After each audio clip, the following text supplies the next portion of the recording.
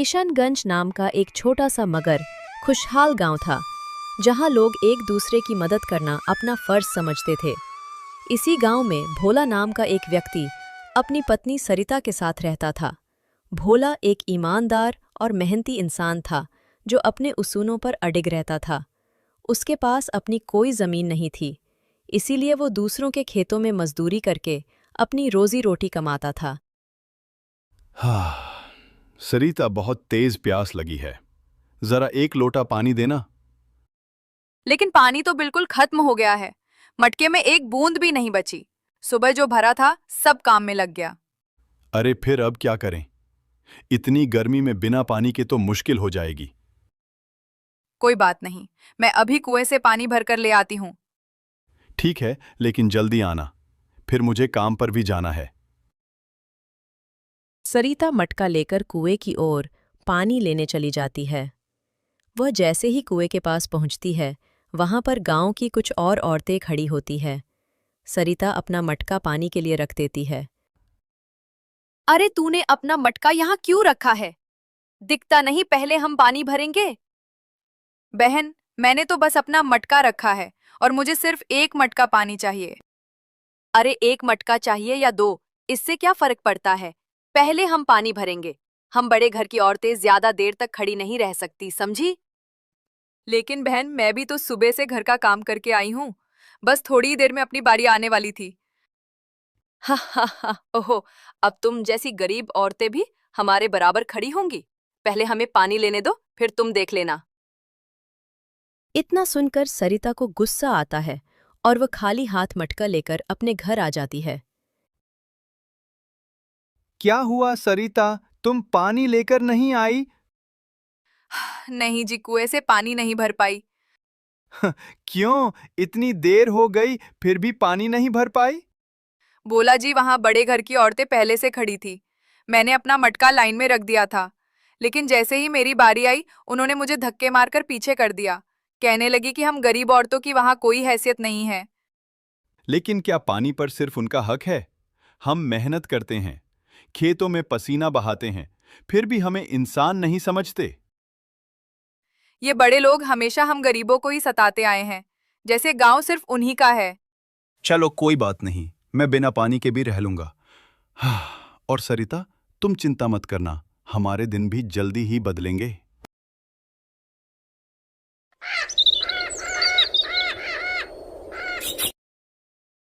अरे भाई हरीश, मुझे अपना खेत किसी अच्छे और ईमानदार आदमी को जोतने के लिए देना है, लेकिन आजकल सच्चे और मेहनती लोग मिलते ही कहाँ हैं। कोई ऐसा इंसान है हमारे गांव में जिस पर आंख बंद करके भरोसा किया जा सके?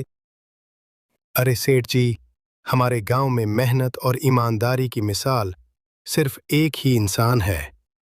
कौन कौन है वह आदमी? भोला। वह बहुत ही मेहनती और ईमानदार आदमी है। उसकी मेहनत का तो पूरा गांव गवाह है। अच्छा, लेकिन क्या वह इतना भरोसेमंद है कि मैं अपना खेत उसे दे दूं? सेठ जी, अगर इस गांव में कोई सबसे सच्चा और ईमानदार इंसान है तो वह भोला ही है। वह दिन रात खेत में पसीना बहाता है, अपने काम को पूजा समझता है। उसने कभी किसी का हक नहीं मारा और सबसे बड़ी बात, वह मेहनत से कभी पीछे नहीं हटता। तभी वहां पर भोला आ जाता है। अरे बोला, अच्छा हुआ तू आ गया।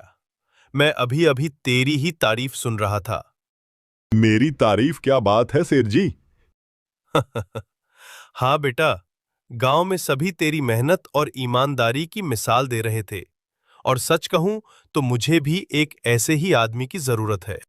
सेठ जी, आप जैसा कहेंगे मैं करने को तैयार हूं। बताइए क्या काम है? मेरी एक जमीन पड़ी है गांव के पास, लेकिन उस पर कोई खेती करने वाला नहीं मिला। मैं चाहता हूं कि तू उस पर खेती करे। अरे सेठ जी, क्यों नहीं कर सकता? मेरा यही तो काम है, खेत जोतना, मेहनत करना, अन्न उगाना। लेकिन भोला, एक बात पहले ही साफ कर दूं, मैं तुझे सिर्फ 1/4 हिस्सा दूंगा, बाकी फसल मेरी होगी। सेठ जी, मुझे आपकी शर्त मंजूर है। मेहनत तो मेरी आदत है, और अगर ईमानदारी से काम करूंगा तो भगवान भी मेरी मदद करेगा। ठीक है भोला, तो तू कल से ही मेरे खेत में काम शुरू कर दे और जिस चीज की जरूरत हो घर पर आकर ले जाना।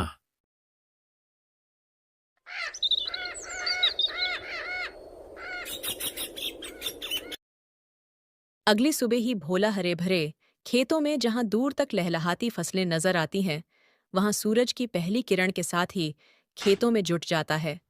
उसने ठान लिया था कि वह अपने पसीने की हर बूंद को मिट्टी में मिला देगा, ताकि उसकी मेहनत रंग लाए और फसल बेहतरीन हो।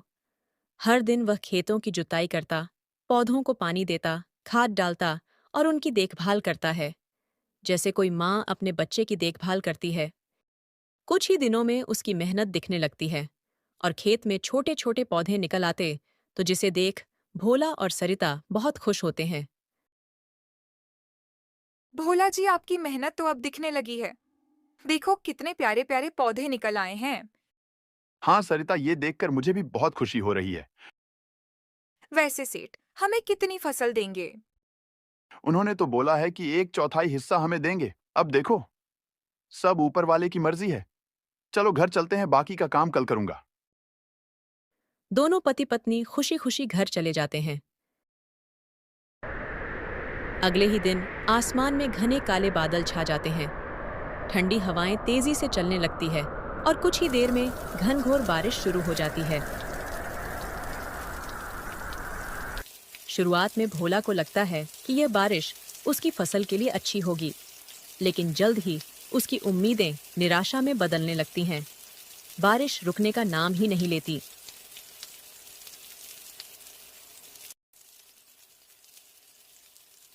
भोला, अब क्या होगा? हमारी तो सारी फसल बर्बाद हो गई। हमने कितनी मेहनत की थी, हर दिन खेत में पसीना बहाया, हर पौधे को अपने बच्चे की तरह पाला, लेकिन इस बेरहम बारिश ने हमारी सारी मेहनत मिट्टी में मिला दी। अब तो सेठ जी हमें उधार भी नहीं देंगे। पहले ही उनके कर्ज के बोझ तले दबे हुए हैं, ऊपर से यह नई मुसीबत। हाँ सरिता, सिर्फ हमारी ही नहीं, इस गांव के बाकी किसानों की भी यही हालत है। किसी की फसल खड़ी थी, किसी की कटकर तैयार थी, लेकिन इस बारिश ने किसी को भी नहीं छोड़ा। चारों तरफ सिर्फ तबाही ही तबाही है।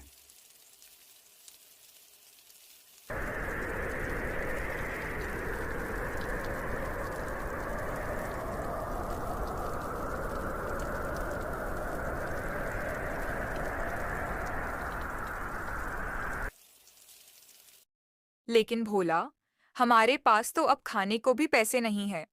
घर में अनाज का आखिरी दाना भी खत्म होने को आया है। बच्चे कब से भूखे बैठे हैं। उनकी मासूम आंखों में देखो, एक टुकड़ा रोटी के लिए तरस रहे हैं। अब और देर नहीं कर सकते, कुछ तो करना पड़ेगा। हाँ गीता, मुझे कुछ करना ही होगा। अगर अभी कोई मदद नहीं मिली तो ना जाने हमारे बच्चों का क्या होगा। सेठ जी के पास जाना ही होगा, शायद वो कुछ मदद कर दें। भगवान करे सेठ जी को हमारी हालत पर दया आ जाए, लेकिन अगर उन्होंने मना कर दिया तो? ऐसा मत बोलो सरिता, सेठ जी अच्छे इंसान हैं और हमारी मजबूरी जरूर समझेंगे। और देखो, बारिश भी रुक गई है। मैं अभी आता हूं। भोला बिना देरी किए सेठ के यहाँ जाता है।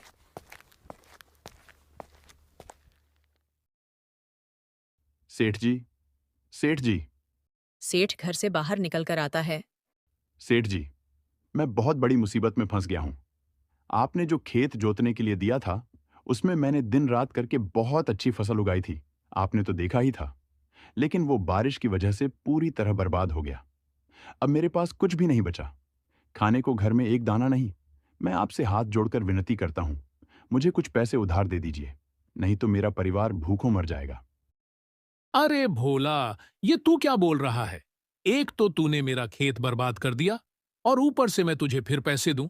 मैंने तुझे अपना खेत उधार दिया था ताकि अच्छी फसल हो और मुझे मुनाफा मिले, लेकिन अब जब कुछ बचा ही नहीं तो मैं तुझे और पैसे क्यों दूं? तू क्या सोचता है कि मैं कोई खैराती संस्था चला रहा हूं? कुछ नहीं मिलेगा, चला जा यहां से। सेठ जी, मैं जानता हूं कि मेरी किस्मत खराब थी, लेकिन इसमें मेरी क्या गलती है? बारिश ने सिर्फ मेरा ही नहीं, पूरे गांव वालों का नुकसान कर दिया है। यह कुदरत का कहर था, कोई इसे रोक नहीं सकता था। अगर आप अभी मेरी मदद नहीं करेंगे तो मेरा परिवार बर्बाद हो जाएगा। और अगर मैंने तुझे पैसे दे दिए तो मेरा नुकसान कौन भरेगा? पहले ही तेरा पिछला कर्ज बाकी है, अब तू फिर से मांगने आ गया। ये बारिश कब तक चलेगी इसका कोई ठिकाना नहीं। और अगर अगली बार भी फसल नहीं हुई तो मैं कोई घाटे का सौदा नहीं करता, समझा? मेरे पास कोई पैसे नहीं है, और तूने अगर ज्यादा बकवास की तो मैं अपने आदमी बुलाकर तुझे बाहर फेंकवा दूंगा। जा, यहां से निकल। इतना बोलकर सेठ घर के अंदर चला जाता है और भोला वहीं निराश खड़ा रहता है। तभी उसकी नज़र नीचे पड़ी हुई बेकार सब्जी पर पड़ती है। वह थोड़ी देर उस सब्जी को देखता रहता है और फिर उसे लेकर घर चला जाता है। भोला, ये सब्जी कहाँ से लाए? ये तो ठीक से देखने में भी अच्छी नहीं लग रही। अरे नहीं, सेठ जी ने कहा था कि यह बस 2-3 दिन पुरानी है। ठीक से पकाओगी तो कुछ फर्क नहीं पड़ेगा। भूख लगी होगी तो स्वाद भी अच्छा लगेगा। लेकिन ये सब्जियां तो बिल्कुल अच्छी नहीं, कुछ तो सड़ भी रही है।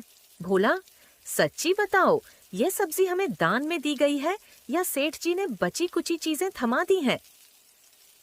देखो सरिता, हमारे हालात तो तुम जानती हो। अगर ताजी सब्जी खरीद सकता तो जरूर लाता, लेकिन अभी जो मिला वही ले आया। सरिता भोला की बात पर भरोसा कर वह सब्जी बना लेती है और सभी मिलकर खाना खाकर सो जाते हैं। ऐसे ही 2-3 दिन बीत जाते हैं और बारिश भी थम जाती है।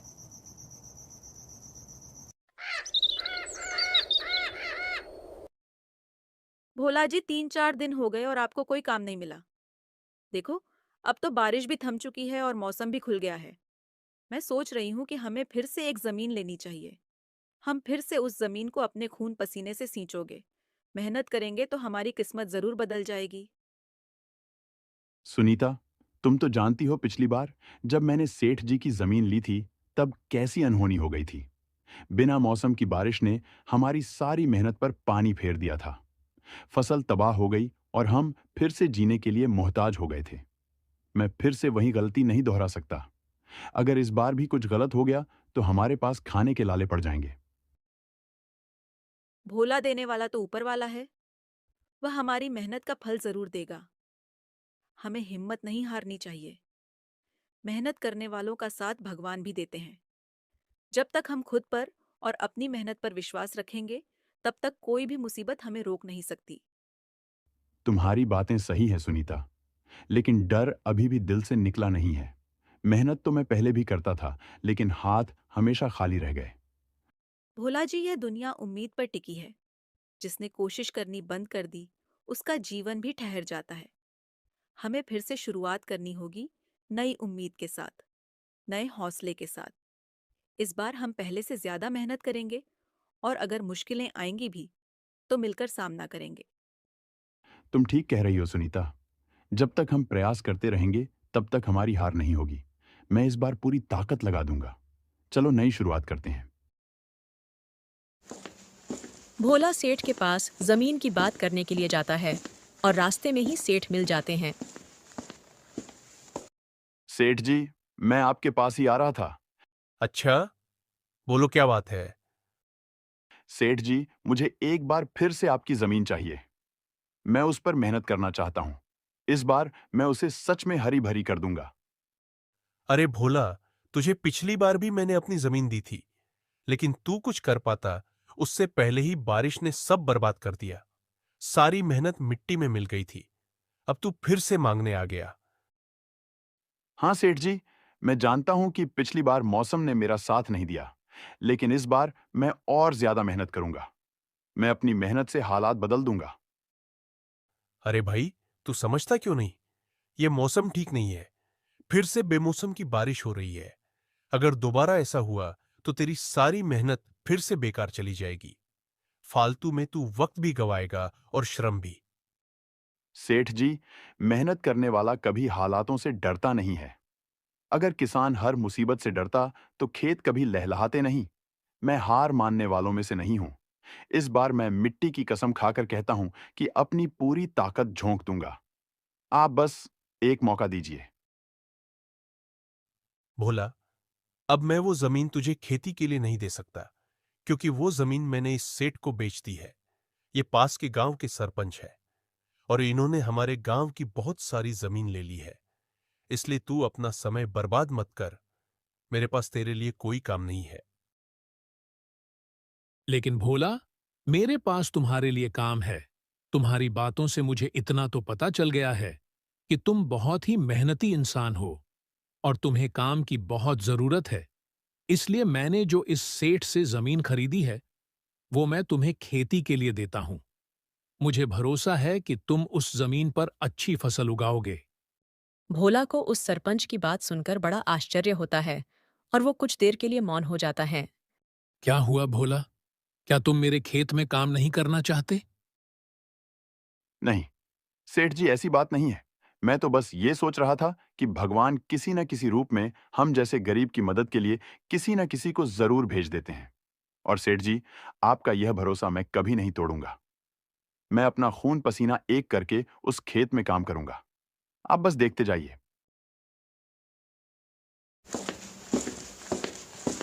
भोला जमीन पाकर बहुत खुशी खुशी घर लौटता है और दूसरी तरफ अरे सुनीता, मैंने सुना कि तुझे उस दिन की बात बहुत बुरी लगी, जब मैंने कहा था कि पहले हम कुएं से पानी भरेंगे, फिर तुम जैसे लोग।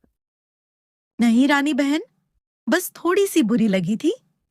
लेकिन किसी को नीचा दिखाना सही नहीं होता। आखिर सब इंसान बराबर होते हैं। बराबर? तुम जैसे गरीब लोग भी अपने आप को हमारे बराबर समझने लगे। हमारी हैसियत और तुम्हारी औकात में बहुत फर्क है। रानी बहन, इतना घमंड करना भी अच्छी बात नहीं। ऊपर वाले को गिराते हुए देर नहीं लगती। जो आज ऊंचाई पर हैं, वे कल नीचे भी आ सकते हैं।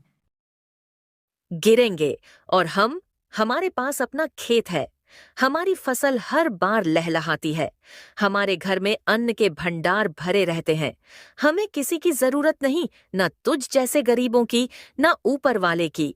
हमारी तकदीर हमसे कोई नहीं छीन सकता। इतना सुनकर सुनीता अपने घर आ जाती है। तभी भोला भी घर आ जाता है। अरे सुनीता, तुम्हें पता है मैं तुम्हारे लिए एक खुशखबरी लेकर आया हूं। सेठ जी ने हमें अपनी जमीन दे दी है। अब हम अपने खेतों में मेहनत करके उसे लहलहा सकते हैं। मैं कल से ही जुताई शुरू कर दूंगा। ये तो बहुत अच्छी बात है भोला जी, लेकिन हमें इस बार पहले से ज्यादा सोच समझकर काम करना होगा। और उसके लिए मेरे पास एक सुझाव है। हाँ सुनीता, बताओ ना। भोला, तुम उस जमीन पर एक कुआं खोद लो। जब बारिश होगी तो कुएं में पानी भर जाएगा और हमें हमेशा के लिए पानी की समस्या से छुटकारा भी मिल जाएगा। हमें किसी और के कुएं पर जाने की जरूरत नहीं पड़ेगी। लेकिन सुनीता, कुआं खोदने में बहुत समय लग जाएगा और अगर बारिश समय पर नहीं हुई तो उसमें पानी कहां से आएगा? तब तक तो हमारी मेहनत बेकार चली जाएगी। देखो भोला, मेहनत कभी बेकार नहीं जाती। अगर कुआं होगा तो बारिश का पानी उसमें इकट्ठा होगा। खेतों में पानी ज्यादा नहीं रुकेगा, जिससे फसल को नुकसान नहीं होगा। इस तरह हम सूखे और बाढ़ दोनों से बच सकते हैं। हमें दूर के कुएं से पानी लाने की भी जरूरत नहीं पड़ेगी। ठीक है सुनीता, मैं कल से ही काम शुरू करता हूं। मैं कुआं खोदूंगा और इस जमीन को उपजाऊ बनाकर ही दम लूंगा।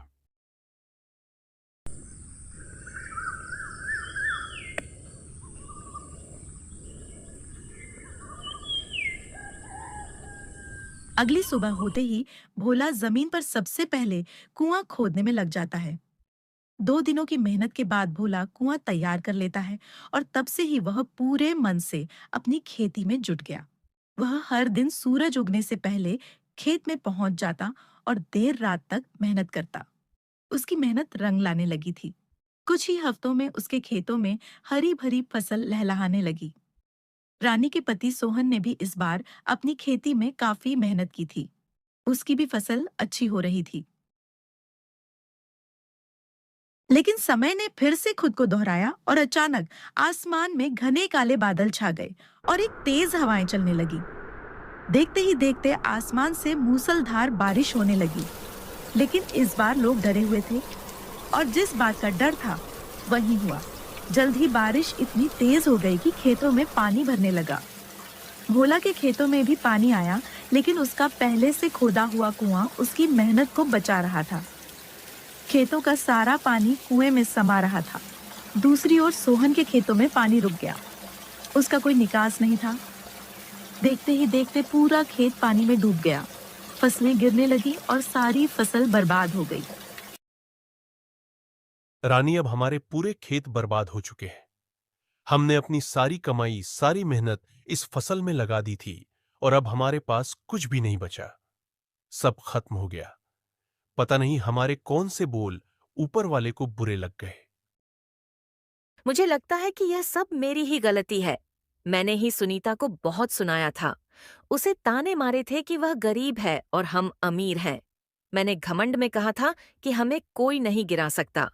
पर देखो, आज हमारा सब कुछ चला गया। शायद ऊपर वाले को यही बात बुरी लग गई और उसने हमारी फसल तबाह कर दी। रानी, यह तुमने अच्छा नहीं किया था। कोई गरीब होता है तो इसका मतलब यह नहीं कि उसका मजाक बनाया जाए। भगवान सबको बराबर देखते हैं, लेकिन घमंड करने वालों को वह जल्दी सबक सिखा देते हैं। मुझे अपनी गलती का एहसास हो गया सोहन। मैंने सुनीता को बहुत तकलीफ दी, उसे ताने मारे, उसका मजाक उड़ाया और देखो ऊपर वाले ने कैसी सजा दी। सुनीता के पति भोला की फसल बच गई क्योंकि उसने पहले ही सोचा था, और हम तो अपनी अकड़ में ही जी रहे थे। अब पछताने से कुछ नहीं होगा रानी। अगर सच में तुम्हें अपनी गलती का एहसास हो गया है तो जाकर सुनीता से माफी मांगो। जब तक वह तुम्हें माफ नहीं करेगी तब तक तुम्हारा दिल तुम्हें चैन नहीं लेने देगा। रानी और सोहन दोनों भोला के घर जाते हैं, सुनीता और भोला से माफी मांगने के लिए। सुनीता बहन, मुझे माफ कर दो। मैंने तुम्हारा बहुत मजाक बनाया, तुम्हें गरीब कहा, तुम्हें नीचा दिखाया। लेकिन अब ऊपर वाले ने मुझे मेरी गलती का एहसास करा दिया। उसने हमारी सारी फसल खराब कर दी और अब हमारे पास कुछ भी नहीं बचा है। खाने तक के पैसे नहीं है। रानी बहन, मैंने तुम्हें पहले ही कहा था कि किसी गरीब को छोटा मत समझो, किसी को ताने मत मारो। ऊपर वाला सब देख रहा होता है। जब तुमने कहा था कि तुम्हारे पास खेत है, अनाज है और तुम्हें किसी की जरूरत नहीं, तब शायद तुम्हें लगा होगा कि यह हमेशा रहेगा। लेकिन देखो, सब एक पल में छीन गए और अब तुम यहाँ मुझसे माफी मांगने आई हो। हाँ सुनीता बहन, मुझे अब अपनी गलती का एहसास हो गया है। घमंड करने वालों का घमंड भगवान एक झटके में तोड़ देता है। मैं बहुत पछता रही हूँ, कृपया मुझे माफ कर दो। माफी मांगने की कोई जरूरत नहीं। और सुनो रानी बहन, अगर तुम्हें खाने पीने की कोई जरूरत हो या पैसों की दिक्कत हो तो तुम बेझिझक हमारे घर आ सकती हो। मेरा दिल छोटा नहीं है। मैंने गरीबी सही है, पर मेरा दिल अमीर है। मैं जानती हूँ कि जब भूख लगती है तो अमीरी गरीबी सब भूल जाती है। सुनीता बहन, आज तुमने मुझे एक बहुत बड़ी सीख दे दी। अब मैं कभी भी किसी गरीब को छोटा नहीं समझूंगी।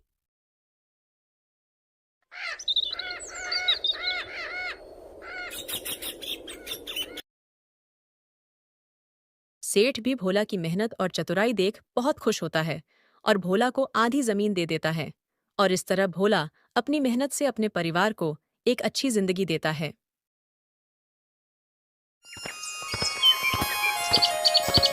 एक गांव में बबलू और गुड्डू नाम के दो भाई रहा करते थे। बबलू गुड्डू से उम्र में बड़ा था और वो हमेशा गुड्डू से छोटी छोटी बात पर झगड़ा करता रहता था। इस बात से उसके पिता हरिया बहुत चिंतित रहा करते थे। एक दिन बबलू गुड्डू से बगैर किसी बात के झगड़ा कर रहा था कि तभी वहां पर हरिया आ गया। मेरी समझ में नहीं आता बबलू, आखिर तुम्हें गुड्डू से क्या समस्या है? तुम हर छोटी छोटी बात पर गुड्डू से झगड़ा करते रहते हो।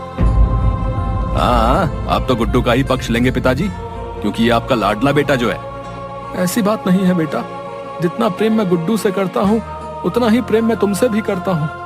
मेरी समझ में ये नहीं आता कि आखिर तुम्हारे दिमाग में इतनी नफरत भर कौन रहा है। झूठ मत बोलिए पिताजी, सच तो यह है कि आप गुड्डू को हमेशा से उससे ज्यादा प्रेम करते हैं। आप हमेशा गुड्डू का ही पक्ष लेते हो। आप गुड्डू की बड़ी से बड़ी गलतियों को ऐसे नजरअंदाज कर देते हो जैसे कि उसने कोई गलती की ही नहीं, बल्कि कोई महान कार्य किया हो। अपने बड़े भाई और पिता की बहस को गुड्डू काफी देर से सुन रहा था।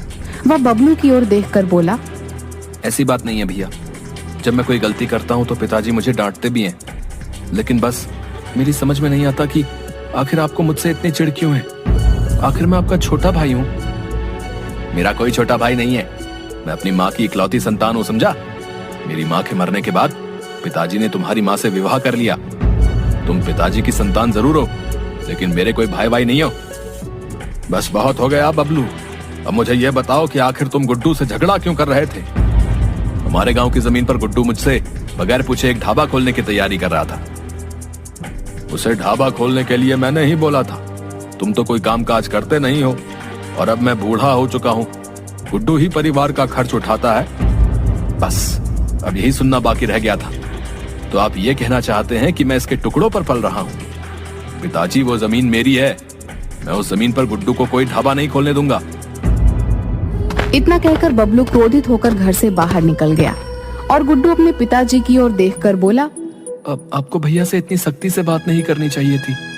पिताजी, आपने उनसे ऐसा क्यों कहा कि घर का खर्चा मैं ही उठाता हूँ? उनको कितना बुरा लगा होगा। तुम वाकई बहुत भोले हो गुड्डू। तुम्हारा बड़ा भाई तुमसे बगैर बात के झगड़ा करता रहता है, और फिर भी तुम्हारे मन में उसके लिए इतना प्रेम और स्नेह है। वो मेरे बड़े भाई है पिताजी, उन्हें मुझसे झगड़ने का पूरा अधिकार है। भैया मन के इतने बुरे भी नहीं है पिताजी। उन्हें जरूर कोई मेरे खिलाफ और आपके खिलाफ भड़काता रहता है। मुझे याद है बचपन में जब मैं दूसरी कक्षा में था और भैया 5वीं कक्षा में थे, भैया मुझे कितने प्रेम से मेरी उंगली पकड़कर मुझे विद्यालय ले जाया करते थे। मुझे तुम पर गर्व है बेटा कि मुझे तुम्हारे जैसी संतान मिली। इतना कहकर हरिया ने गुड्डू को गले से लगा लिया। उधर बबलू क्रोधित होकर सीधा गांव के व्यक्ति रोशन के पास पहुंच गया। रोशन एक कपटी व्यक्ति था जो अंदर ही अंदर हरिया से बहुत जलता था। वो काफी वर्षों से बबलू के कान भर रहा था। बबलू को अपनी तरफ आते देख रोशन मुस्कुराता हुआ बोला, क्या बात है बबलू, लगता है अपने छोटे भाई गुड्डू से फिर से झगड़ा करके आए हो तुम। अब तो हद पार हो गई है रोशन चाचा। आज तो मेरे पिताजी ने ये तक बोल दिया कि परिवार का खर्चा भी गुड्डू ही उठाता है, मानो कि मैं कुछ करता ही नहीं। अरे तुम्हारे पिताजी ने तुम्हें साफ साफ समझा दिया कि तुम गुड्डू के टुकड़ों पर ही पल रहे हो। तुम उन दोनों के लिए बोझ हो। मैं अब इस गांव में नहीं रहूंगा रोशन चाचा। मैं अपने परिवार को छोड़कर हमेशा के लिए चला जाऊंगा। अरे ऐसी गलती मत करना बबलू। अगर तुमने ऐसा किया तो गुड्डू अपने मकसद में कामयाब हो जाएगा। समझो, वो तुम्हारे पिताजी की सारी संपत्ति पर कब्जा कर लेगा। मत भूलो, हरिया की संपत्ति के असली वारिस तुम हो, ना कि वो गुड्डू। तुम्हारे पिताजी ने सबसे पहले तुम्हारी माँ से विवाह किया था भाई। आखिर पिताजी ने दूसरा विवाह क्यों किया? तुम्हारे पिताजी एक बहुत ही कठोर स्वभाव के व्यक्ति थे, एक नंबर के चरित्रहीन थे। तुम्हारी माँ जब जीवित थी तो वो हरिया के स्वभाव से बहुत चिंतित रहती थी, और इसी चिंता में वो स्वर्ग सिधार गई। तुम्हारे पिताजी शायद इसी दिन का इंतजार कर रहे थे। कुछ ही दिन बाद उन्होंने गुड्डू की माँ से विवाह कर लिया, जिनका देहांत अभी 2-3 साल पहले ही हुआ है। तो फिर आप ही बताइए रोशन चाचा कि मैं क्या करूं? हरिया के जो वकील हैं वो मेरे बहुत अच्छे मित्र हैं। अभी कुछ दिन पहले ही हरिया अपने वकील के पास वसीयत बनवाने के लिए गए हुए थे। ये बात मुझे वकील ने ही बताई। और जानते हो उन्होंने अपनी सारी संपत्ति किसके नाम करवाई है? किसके नाम रोशन चाचा? उन्होंने अपनी सारी संपत्ति गुड्डू के नाम कर दी है भैया। ये बात मुझे उनके वकील ने ही बताई। अगर तुम्हें मेरी बात पर विश्वास न हो तो तुम स्वयं जाकर वकील से पूछताछ कर सकते हो। अगर ऐसी बात है रोशन चाचा, तो फिर मैं गुड्डू को छोड़ूंगा नहीं। ऐसी गलती भूलकर भी मत करना। मेरे पास एक और उपाय भी है। कैसा उपाय रोशन चाचा? मैं तुमसे अभी कुछ देर पहले कह रहा था कि वो वकील मेरा बहुत अच्छा मित्र है। वो मेरे कहने पर वसीयत तुम्हारे नाम पलट देगा। पर इस बात का पता हरिया को कभी नहीं चल पाएगा। जब हरिया इस दुनिया से चला जाएगा तो सारी संपत्ति के वारिस तुम हो जाओगे। उसके बाद तुम गुड्डू को धक्के देकर बाहर निकाल देना। इस राज को तुम्हारे, मेरे और वकील के अलावा कभी कोई नहीं जान पाएगा। अगर तुम कहो तो मैं उस वकील से बात कर लेता हूँ। तुम्हारे पिताजी को पता भी नहीं चलेगा, और वो वकील वसीयत में सारी संपत्ति तुम्हारे नाम पलट देगा। तभी वहाँ पर रोशन की बेटी उषा आकर बोली, पिताजी आपको माँ बुला रही हैं। रोशन उषा की बात सुनकर वहाँ से चला गया। उषा बबलू की ओर प्यार से देखने लगी। दरअसल उषा और बबलू एक दूसरे से प्रेम करते थे। मैंने तुम्हारे और पिताजी के बीच की सारी बातें सुन ली हैं। तुम एक काम करो, कल पिताजी के साथ उस वकील के घर पर चले जाओ और वसीयत अपने नाम कर लो। जब तक तुम ऐसा नहीं करोगे, पिताजी मेरा विवाह तुमसे नहीं करेंगे। मैं कुछ समझा नहीं उषा, तुम क्या कहना चाहती हो? तुम ही बताओ ना बबलू, कोई पिता उस लड़के से अपनी बेटी का विवाह क्यों करेगा जिसके हाथ में कुछ भी ना हो? और फिलहाल तो तुम्हारे हाथ में कुछ भी नहीं है। जो कुछ भी है तुम्हारे छोटे भाई गुड्डू का है। उषा की बात सुनकर बबलू के चेहरे पर क्रोध आ गया और अगले दिन वह रोशन के साथ अपने पिता के वकील के पास चला गया, जो शायद उन्हीं का ही इंतजार कर रहा था। रोशन का फोन आ गया था बबलू कि तुम आने वाले हो। देखो भाई, मैं तुम्हारे पिताजी की वसीयत तुम्हारे नाम पलट दूंगा, लेकिन मुझे तुम्हारी संपत्ति में से 20% हिस्सा चाहिए। 20%? कहीं आपका दिमाग खराब तो नहीं हो गया? आप जानते भी हैं कि आप क्या कह रहे हैं। ये रकम तो लाखों में पहुंच जाएगी। अब देखो बबलू, तुम्हारे पिताजी ने सारी वसीयत तुम्हारे छोटे भाई के नाम कर रखी है। अगर तुम मुझे 20% नहीं देना चाहते हो तो कोई बात नहीं, 3 दिन बाद तो तुम वैसे भी सड़क पर आने ही वाले हो। अब मैं आपकी बात का मतलब नहीं समझा। दरअसल तुम्हारे पिताजी को ब्लड कैंसर है और ये बात उन्होंने तुमसे और तुम्हारे छोटे भाई से छुपा रखी है। उनकी मेडिकल रिपोर्ट्स मेरे पास अभी भी रखी हुई हैं। ज्यादा से ज्यादा वो 3 दिन के मेहमान हैं। रोशन बड़ी चालाकी से बबलू की ओर देखकर बोला, ये सोचने का समय नहीं है बबलू। इस वकील के मुंह पर 20% मारो और सारी वसीयत अपने नाम करवा लो। 3 दिन बाद तो तुम्हारा पिता वैसे ही मर जाएगा।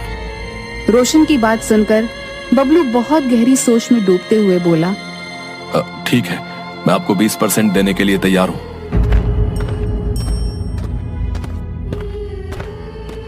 तो यहाँ अपना अंगूठा लगा दो और टेंशन फ्री होकर अपने घर चले जाओ, ठीक है? वसीयत तुम्हारे पिताजी के मरने के बाद ही सुनाई जाएगी। बबलू अंगूठा लगाकर रोशन के साथ लौट आया और 3 या 4 दिन के बाद अचानक हरिया की तबीयत बिगड़ गई और उनकी मौत हो गई। गुड्डू फूट फूट कर रोने लगा। सारे गांव वाले वहां एकत्रित हो गए कि तभी वो वकील वहां पर आ गया। गुड्डू, मैं तुम्हारे पिताजी का वकील हूँ। मैं यहाँ पर यह बताने के लिए आया हूँ कि तुम्हारे पिताजी ने संपत्ति किसके नाम की है। ये बात आप कल आकर बता देना। मैं अभी सुनने और समझने की स्थिति में नहीं हूँ। मैं अपने पिताजी से बहुत प्रेम करता था, वो मुझे छोड़कर चले गए। मैं अकेला रह गया। देखो, ये मेरी मजबूरी है गुड्डू। तुम्हारे पिताजी का आदेश था कि उनके मरने के 2 घंटे बाद वसीयत पढ़कर सुना दी जाए। वसीयत के मुताबिक सारी संपत्ति उन्होंने तुम्हारे बड़े भाई के नाम कर दी है। इतना कहकर वकील वहां से चला गया, मगर गुड्डू को वकील की बात से कोई फर्क नहीं पड़ा। वह फूट फूट कर रोता है। हरिया का अंतिम संस्कार बबलू ने किया। शाम के वक्त गुड्डू रोता हुआ जब घर पर आया तो बबलू क्रोधित होकर गुड्डू से बोला, पिताजी ने सारी जायदाद मेरे नाम कर दी है गुड्डू। अब तुम्हारे लिए इस घर में कोई जगह नहीं, तुम यहाँ से निकल जाओ। ये आप कैसी बातें कर रहे हैं? मैं भला कहाँ जाऊंगा? मेरा तो अब आपके अलावा संसार में कोई नहीं है। तुम्हारे संसार में सिर्फ पिताजी थे जो अब चले गए, तो कृपा करके तुम भी यहाँ से चले जाओ। ऐसा मत कीजिए भैया, ऐसा मत कीजिए। मुझे इस घर में एक छोटी सी जगह दे दीजिए, मैं सारा जीवन उसी जगह में रहकर बिता लूंगा। इस घर में तुम्हारे लिए कोई जगह नहीं है। इतना कहकर बबलू ने गुड्डू को धक्के देकर घर से बाहर निकाल दिया। गुड्डू रोता हुआ वहां से चला गया। अगले दिन बबलू ने उषा से धूमधाम से विवाह कर लिया। गुड्डू 2 दिन तक भूखा प्यासा दूसरे गांव में भटकता रहा कि तभी उसे खेतों में बना हुआ एक घर नजर आया। गुड्डू वहां पर चला गया। वह व्यक्ति गुड्डू की ओर देखकर बोला, अरे मैं तो तुम्हें जानता हूँ, तुम हरिया के ही पुत्र हो ना? हाँ। अब मेरा नाम सुखिया है। मुझे 2 दिन पहले ही पता लगा कि हरिया अब इस दुनिया में नहीं रहे, लेकिन बबलू ने तुम्हारे साथ अच्छा नहीं किया। ईश्वर उसे कभी माफ नहीं करेगा। अरे आप तो मेरे पूरे परिवार को जानते हैं। इस घर को और इस खेत को देख रहे हो, ये घर तुम्हारे पिताजी का ही दिया हुआ है। हम सब तो सड़कों पर मारे मारे फिर रहे थे, तुम्हारे पिताजी ने ही हमें सहारा दिया। आज से इस घर और इस खेत के वारिस तुम हो। उस दिन के बाद से उसी घर में गुड्डू रहने लगा। वह दिन भर खेतों से मेहनत करके आता और शाम के वक्त घर पर सो जाता। उधर बबलू एक दिन शाम के वक्त जब अपने घर पर लौटता है तो उसने देखा कि रोशन और उसकी पत्नी उसी के बारे में बात कर रहे थे। बबलू चुपके से उनकी सारी बातें सुनने लगा। पिताजी, आपके कहने पर मैंने उस बबलू से विवाह कर लिया। अब तो सारी संपत्ति मैंने आपके नाम भी कर दी है। अब मुझे उससे छुटकारा दिलाइए। चिंता मत कर बेटी, मैं सही मौके की तलाश में हूँ। इस संपत्ति को हड़पने के लिए बरसों इंतजार किया है। मैं नहीं चाहता कि मेरी छोटी सी गलती मेरी वर्षों की मेहनत पर पानी फेर दे। मैं तो ये उपाय सोच रहा हूँ कि बबलू को जड़ से खत्म ही कर दिया जाए। यह सुनकर बबलू बुरी तरीके से आश्चर्य में पड़ गया और क्रोधित होकर सीधा रोशन के सामने आकर बोला, मुझे तुमसे ये उम्मीद नहीं थी रोशन। तो इसका मतलब पिताजी सही कहते थे। तुम हमेशा मेरे परिवार के खिलाफ मेरे कान भरते रहते थे। और उषा, तुम तो मेरी पत्नी हो। काहे की पत्नी? मैंने सिर्फ पिताजी के कहने पर तुमसे विवाह किया है। निकल जाओ यहाँ से, इससे पहले कि मैं तुम्हें धक्के देकर बाहर निकाल दूं। ये घर मेरा है नहीं, तुम्हारा था। तुम्हें शायद याद नहीं कि तुमने उस वकील के यहाँ पर अंगूठा भी लगाया था और जायदाद हथिया ली थी। उसी वकील ने वसीयत पर तुम्हारा नाम नहीं बल्कि मेरा नाम लिखा था। रोशन और उसकी पत्नी उषा ने बबलू को धक्के देकर घर से बाहर निकाल दिया। नंदी पछतावे के आंसू लिए हुए वहाँ से चला गया। उसे अपने पिताजी और छोटे भाई की बहुत याद आने लगी।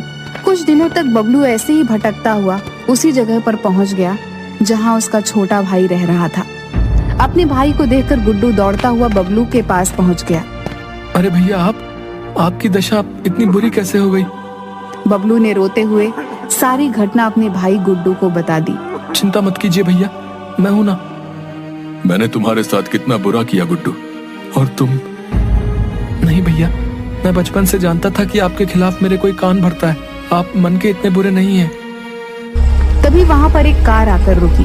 कार के अंदर से हरिया का वकील निकलकर बाहर आ गया और बबलू और गुड्डू की ओर देखकर बोला, मैंने तुम दोनों को कहाँ कहाँ नहीं तलाश किया। मुझे माफ कर दो।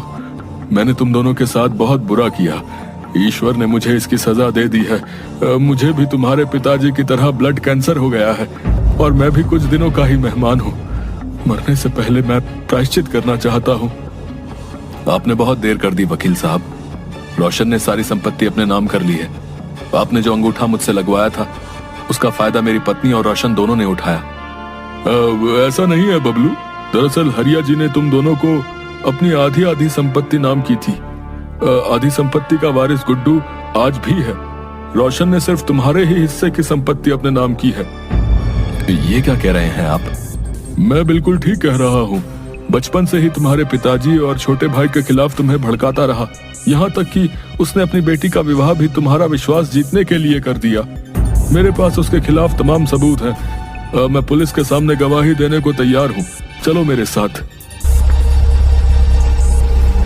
बबलू और गुड्डू वकील के साथ पुलिस स्टेशन चले गए। पुलिस स्टेशन में वकील ने अपना जुर्म स्वीकार किया।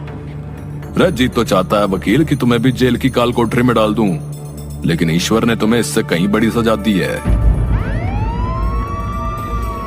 इसके बाद पुलिस रोशन के घर के लिए निकल गई।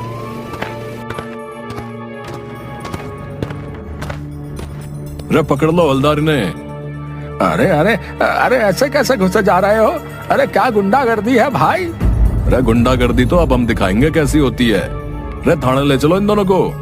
अरे साहब बताइए तो सही, क्या बात है? अगर हमसे कोई गलती हो गई है तो ले दे के रफा दफा करते हैं ना। इतनी तकलीफ ना लीजिए आप। एक ऑन ड्यूटी ऑफिसर को रिश्वत देता है? रुक तू, तेरे पे ऐसी धारा लगाऊंगा कि देखते हैं कि कैसे बाहर निकलता है। अरे रुक तू। पापा, ये सब क्या हो रहा है? और मेरे पापा को कहाँ ले जा रहे हो? मैं बताऊं कहाँ ले जा रहे हैं? तुम्हें तुम्हारे असली ससुराल।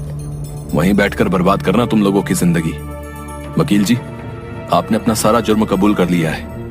अब तुम्हारी बारी। जाओ, अब निकलो यहाँ से। सही कहा है किसी ने, जैसा करोगे वैसा भरोगे।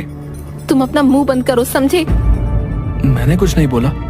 रे चलो, अब सारी बातें यही करनी है क्या देवी? कुछ बातें थाने के लिए भी छोड़ दो। अरे ले चलो इन्हें। मेरे लिए फीमेल कांस्टेबल लाओ पहले, फिर यहाँ आना। उसका भी पूरा इंतजाम है। गाड़ी में सीसीटीवी कैमरा लगे हुए हैं, लाइव रिपोर्टिंग की जा रही है हेडक्वार्टर में। अब तो चल सकती हो ना? रे ले चलो इन्हें। इतना कहकर इंस्पेक्टर ने रोशन और उसकी बेटी को गिरफ्तार करके जेल में भेज दिया। बबलू और गुड्डू सगे भाइयों की तरह आपस में फिर से रहने लगे। उत्तराखंड के एक छोटे से कस्बे रामपुर में मौसम अचानक करवट बदल चुका था। बारिश की बूंदें रुकने का नाम नहीं ले रही थी। बिजली की कड़कड़ाहट और तेज हवाओं से ऐसा लग रहा था जैसे आसमान भी किसी गम में रो रहा हो। झोपड़ पट्टी के किनारे एक टूटी फूटी झोपड़ी में हरी, उसकी पत्नी राधा और 8 साल की बेटी मुनिया रहते थे। अरे राधा, इस बार की बारिश तो कुछ ज्यादा ही बेरहम निकली। देखो ना, फिर से छत टपकने लगी है। अब खाट भीग गई तो हम कहाँ सोएंगे? हाँ जी, मुनिया भी बार बार खांस रही है। एक ओर छत से पानी टपक रहा है, दूसरी ओर खिड़कियां टूटी हैं, हवा सीधी अंदर आ रही है। कुछ कीजिए ना। ठीक है, मैं सुबह मालिक के बंगले पर जाकर मदद मांगूंगा। अगर वो कुछ उधार दे दे तो छत की मरम्मत करवा लूंगा।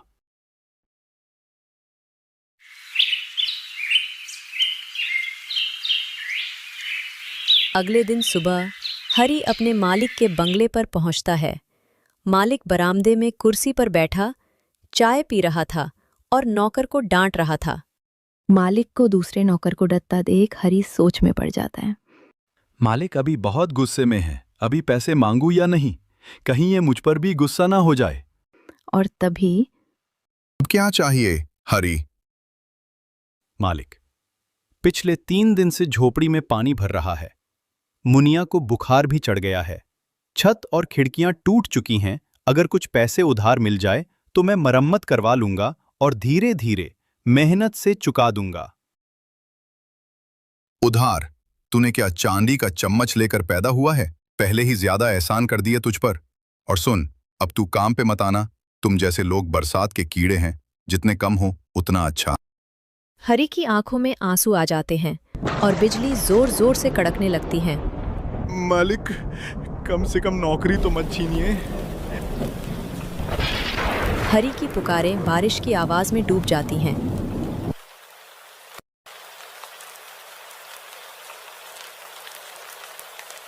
हरी पूरा दिन बारिश में इधर उधर भटकता है। लोगों से काम के लिए बहुत मिन्नतें करता है, लेकिन कहीं कोई काम नहीं मिलता। शाम तक वह वापस झोपड़ी लौटता है तो देखता है कि अंदर तक पानी भर चुका है। गुड़िया तेज बुखार में कांप रही थी। आप कहाँ रह गए थे? गुड़िया की हालत तो देखो, बुखार तो उतरने का नाम ही नहीं ले रहा। हाँ, राधा, मुनिया को बुखार तो बहुत ज्यादा है, लेकिन मैं क्या करूं? मुझे मालिक ने काम से निकाल दिया और मेरी कोई मदद भी की। काम की तलाश में इधर उधर भटक रहा था, इसलिए आने में देर हो गई। जी, आप अपनी बहन सुमित्रा दीदी से कुछ पैसे उधार क्यों नहीं मांग लेते? वो आपकी बहन है, आपकी जरूर मदद करेगी। फिर पैसे आने पर हम लोग उन्हें लौटा देंगे। तुम ठीक कहती हो राधा। मैं अभी सुमित्रा दीदी के घर जाता हूं और कुछ पैसे उधार लेकर मुनिया के लिए दवा लेकर आता हूं। तब तक तुम मुनिया का ख्याल रखना। हरी की एक बहन थी, सुमित्रा, जो उसी गांव में रहती थी और बहुत अमीर थी। बारिश में भीगते हुए, कांपते बदन और सूजी हुई आंखों के साथ हरी अपनी बहन सुमित्रा के घर पहुंचा। सुमित्रा दीदी, ओ सुमित्रा दीदी। सुमित्रा, जरा दरवाजा खोलो, देखो जरा कौन है। हरी, तुम इतनी बारिश में यहाँ? क्या हुआ भाई, सब ठीक तो है ना? दीदी, दरअसल मेरी मुनिया की तबीयत बहुत खराब है। तुम कुछ पैसे मुझे उधार में दे दो। काम मिलते ही मैं तुम्हारे सारे पैसे चुका दूंगा। हाँ हरी, तू रुक, मैं तेरे जीजा जी से बात करती हूँ। सुमित्रा अंदर अपने पति के पास जाती हैं। इतनी बारिश में कौन आया है सुमित्रा? दरअसल हरी आया है, उसकी बेटी की तबीयत बहुत खराब है, तो उसे कुछ पैसों की जरूरत है। अगर आप थोड़े पैसे उसे दे देते तो वो मुनिया के लिए दावा ले आता। तुम्हारा भाई तो हर 4 दिन के बाद कुछ मांगने आ जाता है, उसे जरा भी शर्म नहीं आती क्या? इतना गिर गया है कि अब अपनी बेटी का बहाना बना रहा। ये क्या बोल रहे हैं आप? पैसे नहीं देने तो मत दीजिए, लेकिन ऐसी बात तो मत बोलिए। बाहर खड़ा हरी उन दोनों की बात सुन लेता है और बिना बहन से मिले चुपचाप वहां से निकल जाता है।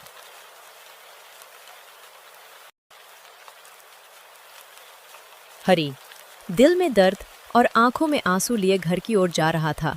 तभी रास्ते में उसे एक मंदिर मिला। ये कैसी परीक्षा ले रहे हो भगवान? घर में खाने को अनाज नहीं, रहने को ढंग का घर नहीं, बेटी बीमार और एक रिश्तेदार भी मुसीबत में साथ नहीं देते। क्या करूं, कुछ समझ में नहीं आ रहा।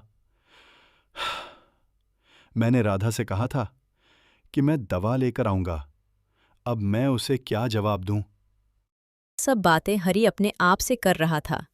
तभी मंदिर में एक साधु बाबा हरी की सारी बात को सुन रहे थे। वह हरी के पास आए और बोले, बेटा, अपनी आंसू पूछो। मैं तुम्हारी सारी बातों को सुन लिया हूं। जब मुसीबत आता है तो कोई साथ नहीं देता है। चिंता मत करो। तुम इस मंदिर में आए हो तो खाली हाथ लौटकर नहीं जाओगे। ये 2 सोने के सिक्के रख लो, अपनी बेटी का इलाज करवा लेना और कुछ पैसे व्यापार में लगा देना। तुम्हारी जिंदगी बदल जाएगी। बाबा, आपका बहुत बहुत धन्यवाद। मैं आपका उपकार कभी जिंदगी में नहीं भूल पाऊंगा। अच्छा ठीक है, जाओ अब अपने घर जाओ। तुम्हारे घर में तुम्हारे बच्चे बीवी इंतजार कर रहे हैं। वह 2 सोने के सिक्कों को लेकर हरी बहुत खुश हो जाता है और अपनी बेटी की दवा लेकर घर को लौटता है और सारी कहानी अपनी पत्नी राधा को बताता है। वो साधु बाबा तो जैसे हमारे लिए भगवान बनकर आए थे। जब अपना साया भी साथ छोड़ देता है, तब कोई अजनबी इस तरह मदद करे, ये चमत्कार ही तो है। सच कहा तुमने। खैर, अब इन सोने के सिक्कों से सबसे पहले घर की मरम्मत कराते हैं, फिर कोई व्यापार शुरू करूंगा। अब बस मेहनत करनी है। उस रात दोनों पति पत्नी चैन की नींद सोते हैं। अगली सुबह बारिश भी थम जाती है। हरी ने पहले अपने जर्जर घर की मरम्मत करवाई। राधा, मैं सोच रहा हूं कि व्यापार करने से अच्छा है कि मैं थोड़ी सी जमीन ले लूं और उसी में बहुत मेहनत करके फसल उगाऊं। तुम क्या बोल कहती हो? ये तो आपने अच्छा सोचा है। गांव में एक जमीन हो जाएगी तो बुरे समय में वो हमारा सहारा बनेगा। ठीक है, मैं अभी गांव के साहूकार से जमीन खरीद लेता हूं। लेकिन राधा, ये साधु वाली बात तुम कभी किसी को नहीं बताना। हरी गांव के साहूकार से थोड़ा जमीन खरीद लेता है और उसमें खेती करना शुरू करता है। हरी बहुत ही मेहनती इंसान था और उसकी मेहनत कुछ ही दिनों में दिखने लगती है और उसके खेत में फसल लहलहाने लगते हैं। अब हरी को किसी भी चीज की कमी नहीं होती। हरी की तरक्की गांव के लोगों को चुभने लगती है। कल तक ये हरी सबसे पैसे मांगता फिरता था। पता नहीं कौन सी लॉटरी लगी कि इसकी किस्मत ही बदल गई। जब ये बात सुमित्रा के पति को पता चलती है। देखा, बोला था ना तुम्हारा भाई सिर्फ झूठ की गरीबी दिखाता था। आज देखो, उसे किसी चीज की कमी नहीं है। हाँ, तो भगवान के घर देर है अंधेरे नहीं। वह भी सभी के आंसू की कीमत चुकता है और कहते हैं न कब किसकी किस्मत बदल जाए कोई नहीं जानता। लेकिन मुझे ये बात हजम नहीं हो रही। मैं पता लगा के रहूंगा कि आखिरकार उसकी किस्मत बदली कैसे, और इसके लिए मुझे सुमित्रा को उसके घर चलने के लिए मनाना होगा। सुमित्रा, चलो हरी की बेटी मुनिया से मिलकर आते हैं। उसने बताया था ना कि उसकी बेटी की तबीयत खराब थी। क्या तुम्हें बिल्कुल शर्म नहीं आती? जब उसकी बेटी की तबीयत खराब थी तब तो तुमने उसे शर्मिंदा करके भगा दिया, और अब उसके अच्छे दिन आ गए तो उससे मिलने जाओगे। मुझे तो उससे आंख मिलाने की भी हिम्मत नहीं। तुम ही जाओ। लगता है ये तो नहीं मानेगी। मुझे ही कुछ करना होगा।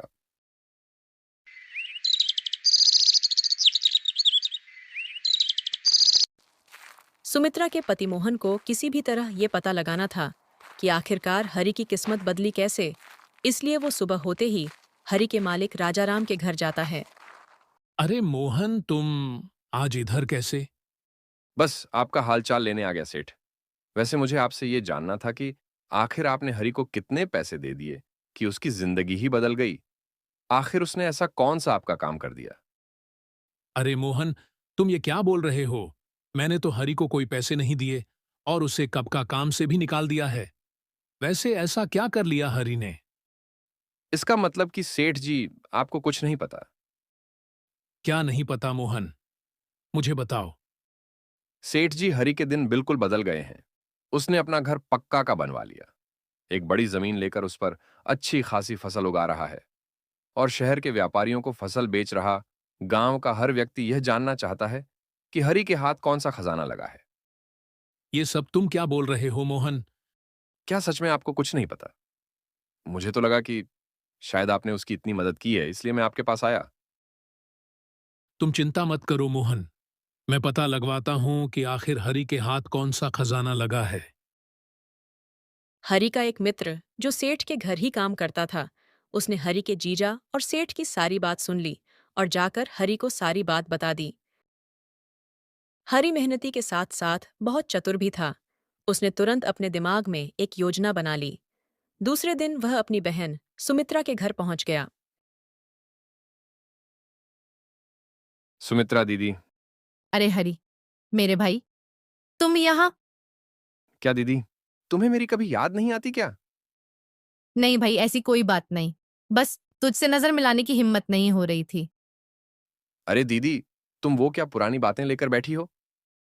सुमित्रा का पति दूसरे कमरे से उन दोनों की सारी बातें सुन रहा था और हरि उससे सुनाते हुए बोलता है, वो सब छोड़ो दीदी, तुम्हें मैं ये बताने आया हूं कि मेरी तो किस्मत ही बदल गई है। हाँ भाई, मैंने सुना कि अब तुम्हें किसी चीज की कमी नहीं है और मैं तो भगवान का बहुत शुक्रिया अदा करती हूँ कि मेरे भाई को कभी किसी के आगे हाथ नहीं फैलाना होगा। दीदी, तुम ये नहीं पूछोगी कि आखिर मेरी किस्मत बदली कैसे? चलो मैं ही बता देता हूं दीदी। दरअसल मेरे हाथ सोने के सिक्कों से भरे 2 मटके लगे हैं। ये तू क्या बोल रहा है हरि? हाँ दीदी, मैं बिल्कुल सच बोल रहा हूं। दरअसल दीदी, जब मैं उस बरसात की रात तुम्हारे घर से बड़ा हताश होकर जा रहा था, तो मुझे खेत में 2 सोने के सिक्के गिरे हुए दिखे और जब मैं सिक्कों को उठाने के लिए नीचे झुका तो मुझे मिट्टी में कुछ और दिखा। फिर जब मैंने थोड़ा मिट्टी खोदा तो मुझे सिक्कों से भरे 2 मटके दिखे। मैं मटकों को निकालने ही वाला था कि उस जमीन का मालिक वहां आ गया और मैंने जल्दी से मटकों को फिर से मिट्टी में छुपा दिया और 2 सिक्कों को लेकर घर चला गया और पहले उन सिक्कों को बेचकर मुनिया की दवाइयां लाई और अपना घर पक्का का बनवाया। और उन मटकों का क्या हरि, जो उस खेत में थे? क्या तुमसे पहले वो मटके किसी को नहीं दिखे? दीदी, दरअसल वो एक बंजर जमीन थी, इसलिए उसका मालिक वहां कोई खेती नहीं करता था और 3-4 दिन की बारिश में मिट्टी पूरी तरह से गीली हो गई थी, इसलिए मुझे दिख गई। और दीदी, इसलिए मैंने साहूकार से उसी खेत को खरीद लिया और अब मुझे जब भी पैसों की जरूरत होती है, मैं उसमें से सिक्के निकाल लेता हूं। तो हरि, तू पूरा मटका ही निकाल ले, उससे वहां क्यों छोड़ रखा है भाई? अरे दीदी, घर पर रखूंगा तो सभी को पता चल जाएगा ना, और खेत में वो सिक्के बिल्कुल सुरक्षित हैं। हरि ये सारी मंगठित बातें अपने जीजा को सुनाने के लिए बोल रहा था। ठीक है दीदी, अब मैं चलता हूं। और हाँ दीदी, तुम ये सारी बातें किसी को नहीं बताना। तुम मेरी अपनी हो, इसलिए तुम्हें ये सारी बातें बता दी मैंने। हाँ हरि, तू बेफिक्र होकर जा, मैं ये बात कभी किसी को नहीं बताऊंगी। हरि वहां से निकल जाता है और हरि के निकलते ही मोहन सेठ के घर पहुंच जाता है और सेठ को सारी बातें बताता है। मोहन, क्या तुम ये सारी बातें सच बोल रहे हो? मुझे तो इस बात पर यकीन नहीं हो रहा। सेठ जी, मैंने ये सारी बातें खुद सुनी हैं, जब हरि मेरी पत्नी सुमित्रा को ये सब बता रहा था। तो फिर चलो हरि की खेत पर चलकर खुदवाई करवा कर देखते हैं। सेठ जी, आप भी ना। भला आप कैसे हरि की खेत को खुदवा सकते हो अगर हरि ने पंचायत में शिकायत कर दी तो? तो फिर क्या करे मोहन? सेठ जी, आप एक काम कीजिए, आप आज ही हरि की खेत खरीद लीजिए, फिर खेत खुदवा सकते हैं और खेत के साथ साथ सिक्कों से भरे दोनों मटके भी आपके हो जाएंगे। लेकिन क्या हरी वो खेत मुझे बेचने के लिए मानेगा? हाँ सेठ जी, बस आप उसे कुछ पैसों की लालच देना, वो जरूर राजी हो जाएगा। सेठ और मोहन दोनों हरि के खेत पर पहुंच जाते हैं। अरे सेठ जी, आप यहाँ और मोहन जीजा आप भी, क्या बात है? अरे मोहन, दरअसल मैं और सेठ जी उस बरसात की रात तुम्हारी मदद नहीं कर पाए थे ना, तो हमें उस बात का पछतावा है और इसलिए हम तुम्हारी कुछ मदद के लिए यहाँ आए हैं। लेकिन अब मेरे हालात बिल्कुल बदल चुके हैं सेठ जी। अब मुझे किसी चीज की कमी नहीं है, इसलिए मुझे कोई मदद नहीं चाहिए और आप दोनों उस दिन की बात भूल जाइए। नहीं हरी, मैं तुम्हारे लिए कुछ करना चाहता हूं और इसीलिए मैं तुम्हारी ये जमीन खरीदना चाहता हूं। सेठ जी, भला आप ये क्या बोल रहे? आप ये जमीन ले लेंगे तो मैं अपने परिवार का पेट कैसे भरूंगा? अरे हरी, मैं ये तुम्हारी खेत कोई मुफ्त में थोड़े ना ले रहा हूं। मैं इसके बदले तुम्हें पूरे 1 लाख रुपए दूंगा। लेकिन सेठ जी, मैं ये खेत नहीं बेचना चाहता। अच्छा हरी, चल 2 लाख लेकर अब खेत मेरे नाम कर दे और ऐश की जिंदगी जी। लेकिन सेठ जी, भला आप इस छोटी सी जमीन के बदले मुझे इतने पैसे क्यों दे रहे?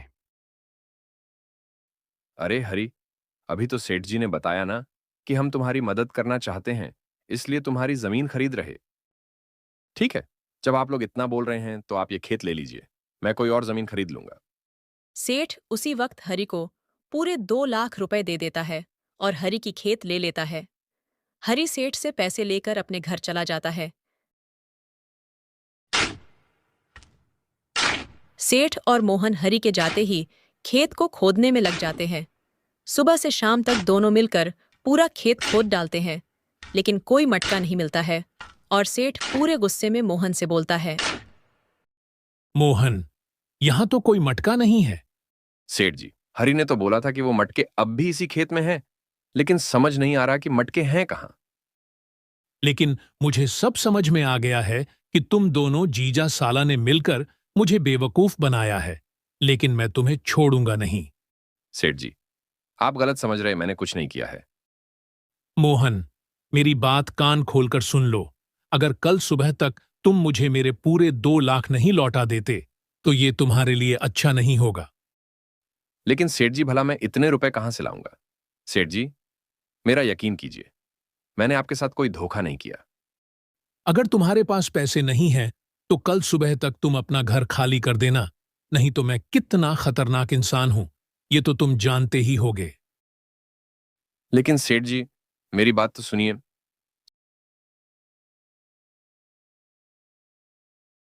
बड़े दुखी मन से मोहन अपने घर आता है। क्या हुआ, इतने परेशान क्यों हो? सुमित्रा, मैं एक बहुत बड़ी मुसीबत में फंस गया हूं। कैसी मुसीबत?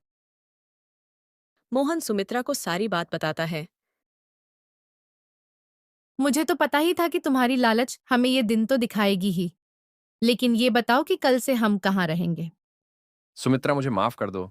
मेरे लालच ने मुझे इतना गिरा दिया कि मैंने अपनों के साथ ही बुरा करना चाहा और खुद मुसीबत में फंस गया। सुमित्रा, मुझे कुछ नहीं समझ में आ रहा कि अब हम क्या करेंगे। मैं जानता हूं कि सेठ बहुत ही खतरनाक इंसान है। अगर हम घर खाली नहीं करेंगे तो वो हमें जान से भी मरवा सकता है। तुम परेशान मत हो और मेरे साथ चलो। सुमित्रा और मोहन उसी रात हरि के घर के लिए निकलते हैं और तभी जोर की बारिश होने लगती है।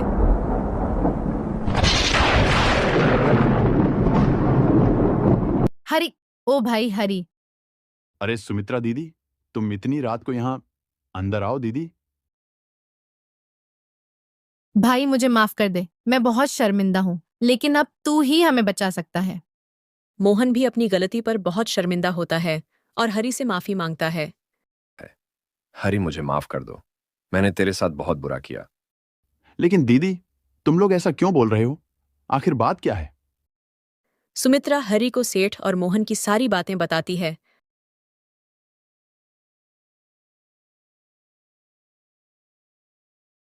मेरी बात तो सुनिए। भाई, सुबह तक अगर हम सेठ के पैसे नहीं लौटते तो पता नहीं वो हमारे साथ क्या करेगा। दीदी, तुम घबराओ मत, मैं कल सुबह ही सेठ को सारे पैसे लौटा दूंगा। भाई यही होती है, जिंदगी कब बदल जाए कोई नहीं जानता। एक बरसात की रात तू हमारे दरवाजे पर आया था, लेकिन हमने तुम्हारी मदद नहीं की थी, और एक बरसात की रात हम तेरे दरवाजे पर मदद के लिए आए और तू बिना कुछ सोचे समझे हमारी मदद के लिए तैयार हो गया। यही फर्क होता है एक गरीब और अमीर में।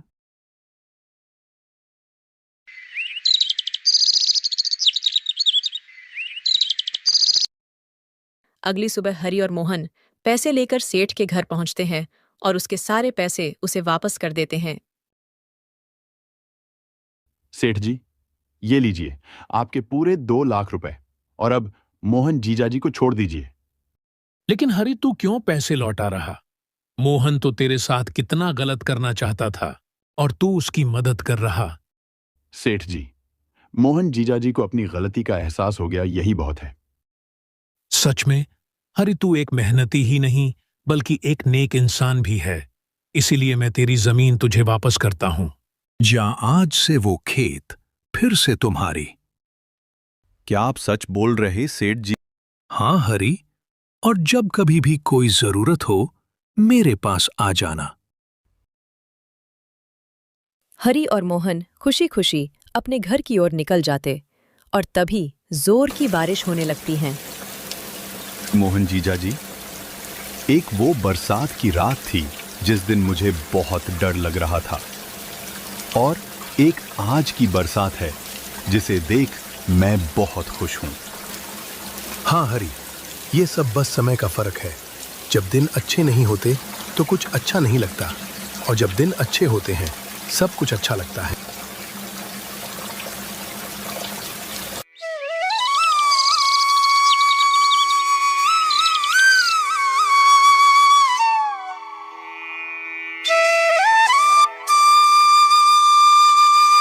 बहुत समय पहले की बात है। एक छोटे से गांव में 2 बहनें रहती थीं। एक का नाम अनीता और दूसरे का नाम सुनीता था। अनीता की माँ बचपन में ही चल बसी थी, इसलिए उसके पिता ने दूसरी शादी कर ली थी। सौतेली माँ अनीता को बिल्कुल प्यार नहीं करती थी, हर वक्त उसे डांटते रहती थी। कहाँ मर गई थी तू? कब से बोल रही हूँ कि आटा पिसाला और तू अभी तक जंगल में है। क्या बस दिन भर घूमने के लिए पैदा हुई है? माँ, मैं पानी भरने गई थी और फिर सूखी लकड़ी भी ले आई। मुझे बहाने मत सुना। जब देखो तब रोनी सूरत लेकर खड़ी रहती है, न घर का काम ढंग से करती है न खेत का। अब जल्दी जाकर गेहूं पिसवा ला।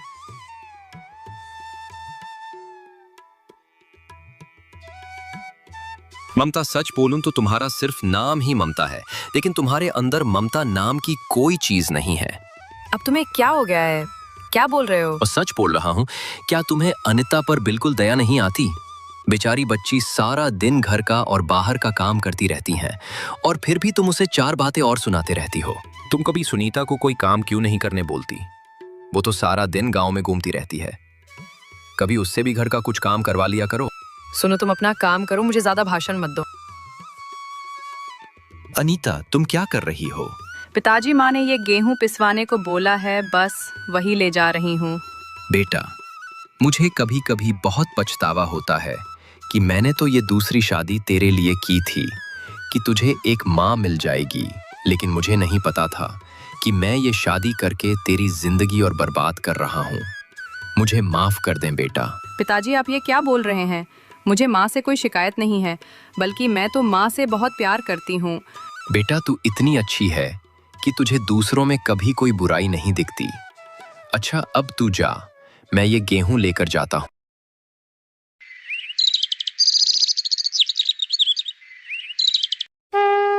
सुबह होते ही अनीता सबसे पहले मंदिर जाती और घर वापस आकर घर का सारा काम करती, और दोनों माँ बेटी सारा दिन गांव में घूमती रहती थी।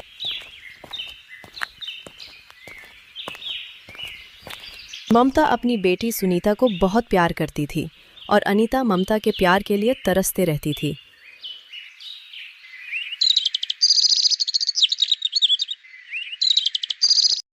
कुछ महीनों बाद ममता ने दोनों बेटियों की शादी कर दी। ममता ने अनीता की शादी एक गरीब किसान से किया और अपनी बेटी की शादी गांव के अमीर साहूकार के बेटे से कर दी। अनीता का पति बहुत ही मेहनती किसान था। वो सारा दिन बहुत मेहनत करता, तब जाकर रात के खाने के लिए कुछ सामान लापता था। सुनो जी, मैं सोच रही हूँ कि सिर्फ खेती से हमारा गुजारा करना बहुत मुश्किल है। आप बोलो तो मैं घर पर ही सिलाई का काम शुरू कर दूं क्या? मुझे सिलाई बहुत अच्छे से आती है। अनीता, मुझे पता है मैं तुम्हारी जरूरतों को पूरा नहीं कर पाता। ये आप क्या बोल रहे हैं? मुझे किसी चीज़ की ज़रूरत है ही नहीं। वो तो मैं सारा दिन घर बैठे रहती हूँ, इसलिए सोचा कि कुछ कम कर लूँ। 2 पैसे भी घर में आ जाएंगे। ठीक है अनीता, तुम्हें जैसा ठीक लगे।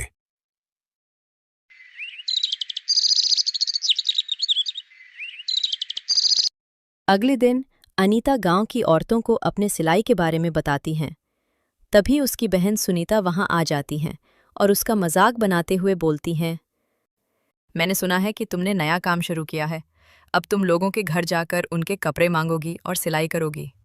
चलो अच्छा है, खाने के लिए तुम लोगों के पास कुछ पैसे तो आ जाएंगे। वैसे मेरी ये साड़ी देखो, पूरे 2000 की है। कल ही मेरे पति ने दिलवाया है। वैसे तुम लोगों ने कभी 2000 रुपये देखे हैं? अनीता अपनी बहन की बात चुपचाप सुनती हैं और कुछ नहीं बोलती हैं। दूर खड़ा अनीता का पति सब कुछ देख रहा था। जब अनीता घर पर आई तो उसके पति मोहन ने पूछा, आज जब तुम्हारी बहन हमारी गरीबी का मजाक बना रही थी तो तुमने कुछ क्यों नहीं बोला? अरे आप बुरा मत मानो, सुनीता थोड़ी नासमझ है। उसकी बातों पर मैं ध्यान नहीं देती। अनीता, तुम किस मिट्टी की बनी हो? क्या तुम्हें कभी उन लोगों की बातों से कोई फर्क नहीं पड़ता? नहीं, मुझे किसी की बातों से कोई फर्क नहीं पड़ता, क्योंकि मैं जानती हूँ कि मैं कभी कोई गलत काम नहीं करती। और रही गरीबी की बात, तो मुझे मेरे भगवान पर पूरा भरोसा है। हमारे भी अच्छे दिन जरूर आएंगे।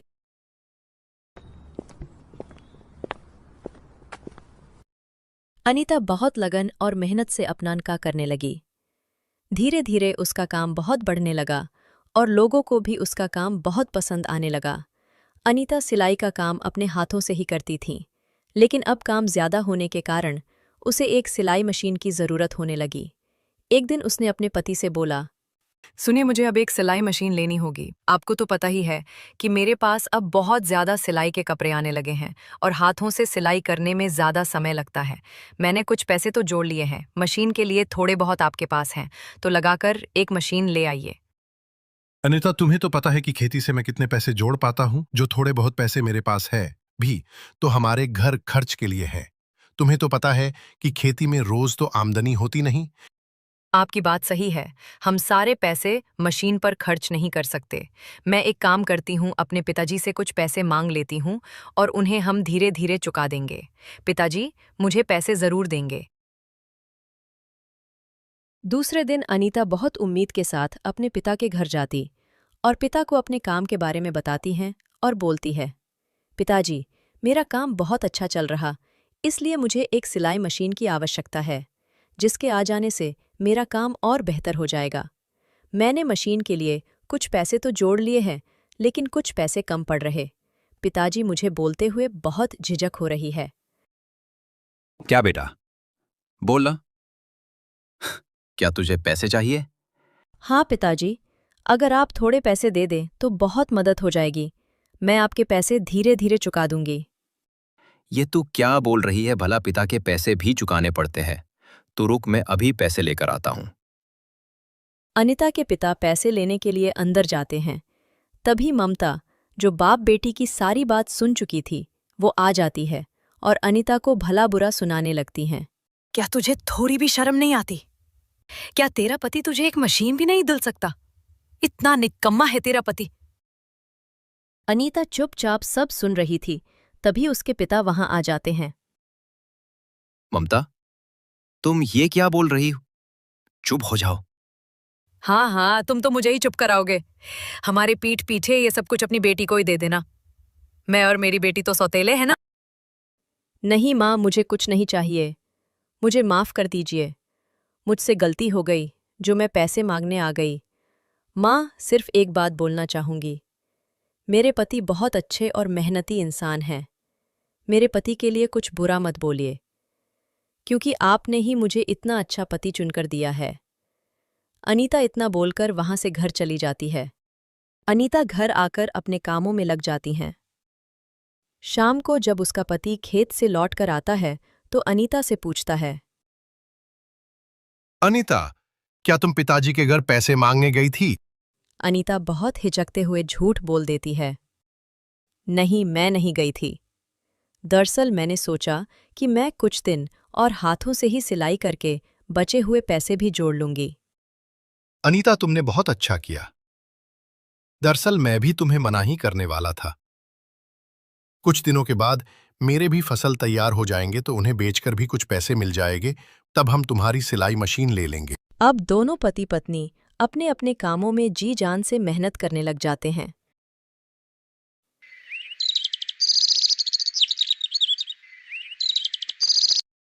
कुछ दिनों बाद एक दिन सुनीता अनीता के घर आती है।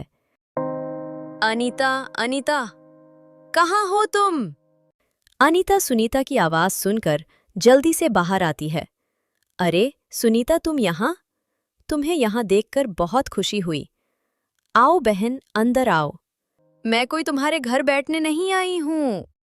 दरअसल पिताजी ने मेरे नौकर से खबर भिजवाया है, माँ की तबीयत बहुत खराब है, इसलिए हम दोनों को घर बुलाया है। क्या माँ की तबीयत खराब है? हाँ, और मैं घर ही जा रही हूँ। तुम्हें भी चलना है तो साथ चल। हाँ हाँ सुनीता, मैं भी तुम्हारे साथ चलती हूँ।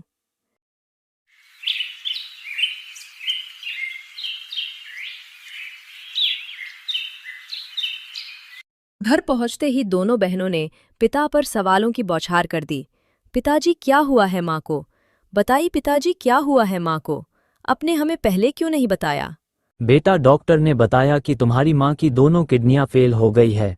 ये आप क्या बोल रहे हैं पिताजी? हाँ बेटा। तो पिताजी, इसका क्या इलाज है? डॉक्टर ने कुछ तो बताया होगा ना? बेटा, उन्होंने बोला है कि हमें जल्द से जल्द उसकी किडनी बदलवानी होगी। मैंने डॉक्टर से बोला कि आप मेरी एक किडनी ले लो, लेकिन उन्होंने मना कर दिया कि मेरी इस उम्र में ऑपरेशन सही नहीं। तो फिर पिताजी अब क्या करेंगे? सुनीता, डॉक्टर ने बोला है कि तुम ममता की अपनी बेटी हो, तो तुम्हारी किडनी उससे मैच करेगी। बेटा, क्या तुम दोगी अपनी माँ को किडनी? पिता की ये बात सुनकर सुनीता गुस्सा हो जाती है। पिताजी, ये आप क्या बोल रहे हैं? भला मैं इसी उम्र में एक किडनी दे दूं? अभी तो मेरी सारी जिंदगी बाकी है। अगर मुझे कुछ हो गया तो... नहीं पिताजी, आप कहीं और पता कीजिए। इतना बोलकर सुनीता घर से चली जाती हैं। अनीता चुपचाप बेबस पिता को देखती है और बोलती हैं, पिताजी, आप बिल्कुल परेशान मत हो, मैं अपनी एक किडनी माँ को दूंगी। अनीता की ये बात सुनकर उसके पिता उसे सिर्फ देखते रह जाते हैं। पिताजी, आप डॉक्टर से बात करके ऑपरेशन की तैयारी कीजिए। कुछ दिनों के बाद ऑपरेशन हो जाता है। ममता बिल्कुल ठीक हो जाती हैं और जब उसे पता चलता कि उसे अनीता ने अपनी एक किडनी दी है तो उसे बहुत ज़्यादा शर्मिंदगी महसूस होती है और वो अनीता से बोलती है, बेटिया, माफ कर दे मुझे। मैंने तुझे कभी माँ जैसा प्यार नहीं दिया, लेकिन आज तू मेरी बेटी से भी बढ़कर निकली। जब मुझे मेरी खुद की बेटी ने मारता हुआ छोड़ दिया, तब तुमने बिना कुछ सोचे मेरी जान बचा ली। आप तो मेरी माँ ही थी, बस आपने थोड़ा देर से महसूस किया। आज मैं इतना तो जान गई कि जरूरी नहीं कि हमेशा खून के रिश्ते ही अपने हों। अनीता ने अपनी अच्छाई से अपनी माँ का दिल जीत ही लिया। अनीता माँ का प्यार पाकर बहुत खुश होती हैं।